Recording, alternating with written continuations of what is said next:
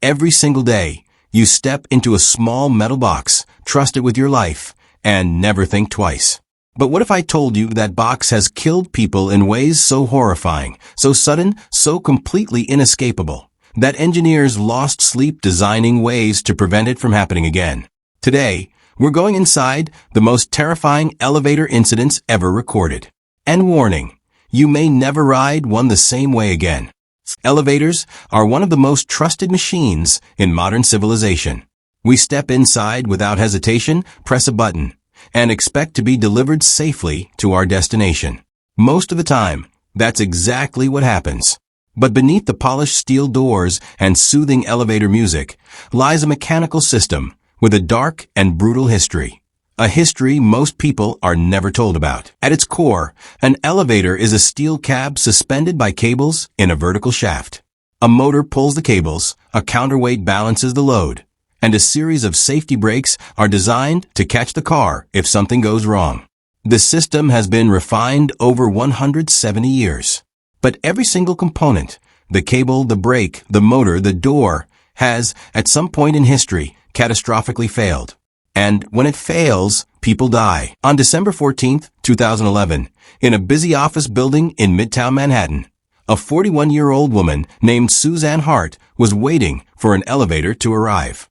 When the doors opened and she stepped forward, the elevator suddenly lurched upward, with only half her body inside. Witnesses watched in absolute horror as the machine continued moving. She was killed instantly. It was the kind of death nobody could unsee. Investigators later discovered that the elevator's door contact switch, the tiny sensor that's supposed to stop the elevator from moving if the doors aren't properly closed, had been bypassed during a recent maintenance inspection.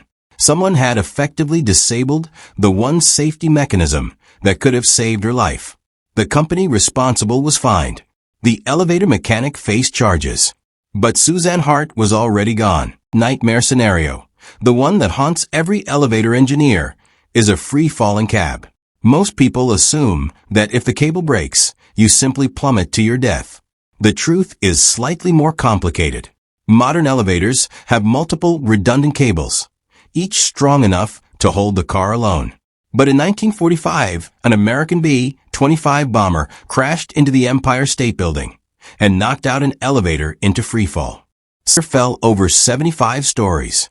Inside was elevator operator Betty Lou Oliver. The cable snapped, the brakes failed, and the car plummeted toward the basement at terrifying speed.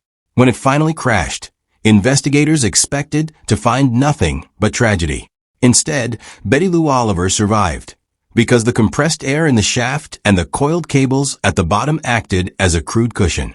She held the world record for the longest survived elevator fall for decades.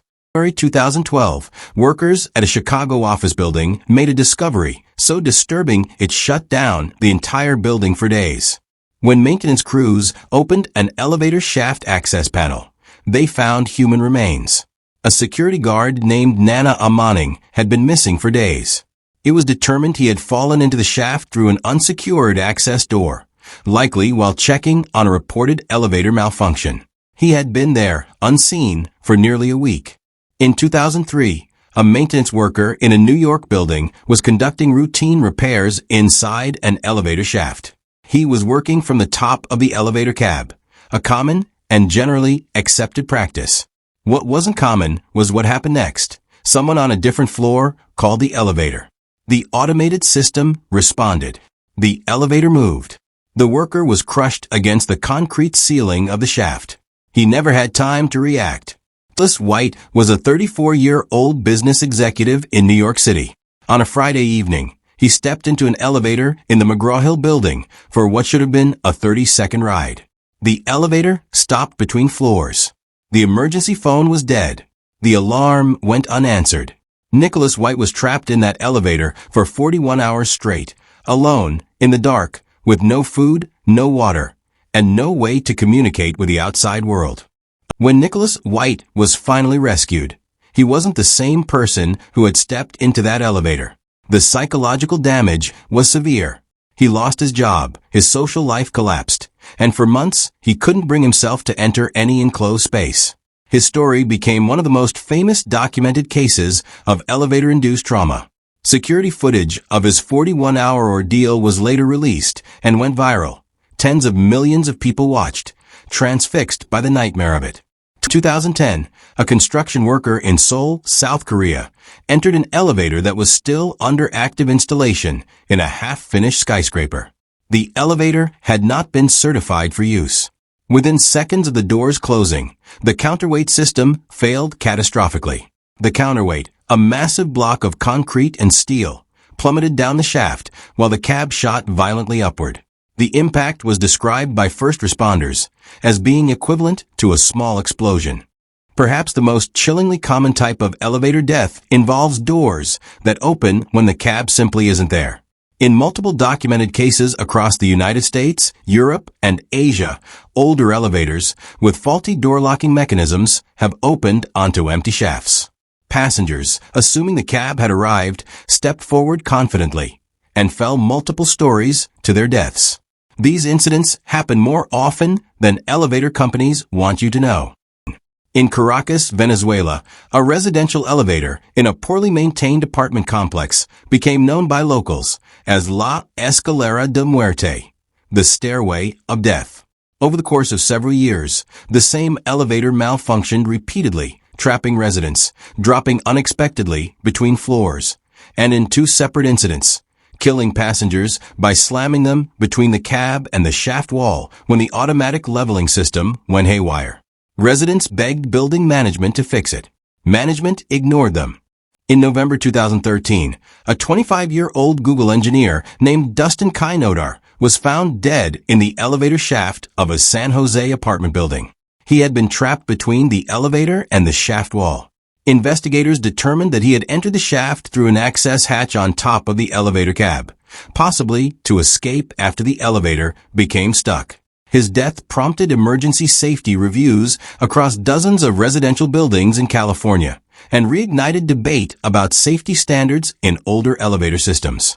So what do you actually do if your elevator goes into freefall? Contrary to popular belief, jumping at the moment of impact does almost nothing. The timing is nearly impossible for a human to execute. Experts suggest lying flat on the floor to distribute the impact force across your body, covering your head and neck, and bending your knees slightly.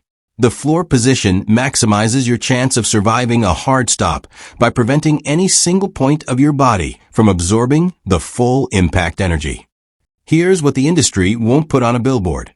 Approximately 30 people die in elevator-related incidents in the United States alone every single year.